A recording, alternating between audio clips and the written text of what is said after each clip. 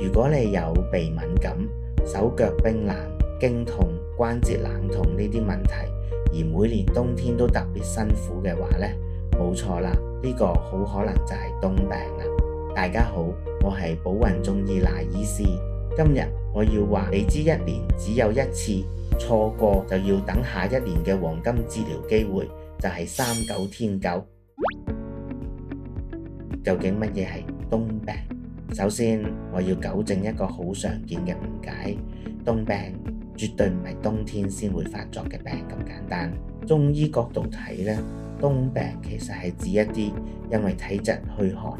寒邪長期潛伏喺體內，一到冬天寒氣最盛嘅時候，就會裏應外合，導致問題發作或者明顯加重嘅慢性問題。如果你發現自己屬於以下呢4種類型，好可能就係冬病嘅目標人物。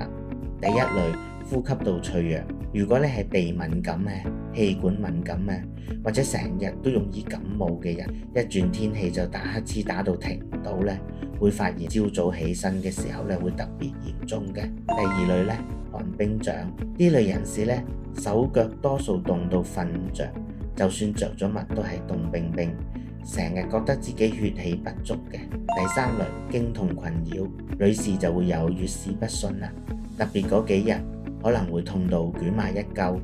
而膚先會舒服啲，而且血塊特別多嘅。第四類，天氣預報族，天氣一轉冷呢，關節就會開始冷痛，肩頸都會變得僵硬，寒風一吹就更加僵硬酸痛添。點解要特登揀一年最凍嘅日子嚟治療呢？中醫有個好聰明嘅理念，叫做冬病冬治。當寒氣潛伏喺體內深處，一到冬天寒風來襲，寒氣內外夾攻，所以就搞到你周身唔舒服。而39天灸就係趁住天氣最凍嘅時候呢，用溫熱嘅藥材貼喺特定穴位，一舉驅散積聚體內嘅寒氣，幫助改善虛寒體質，所以特別適合手腳冰冷、怕風怕冷、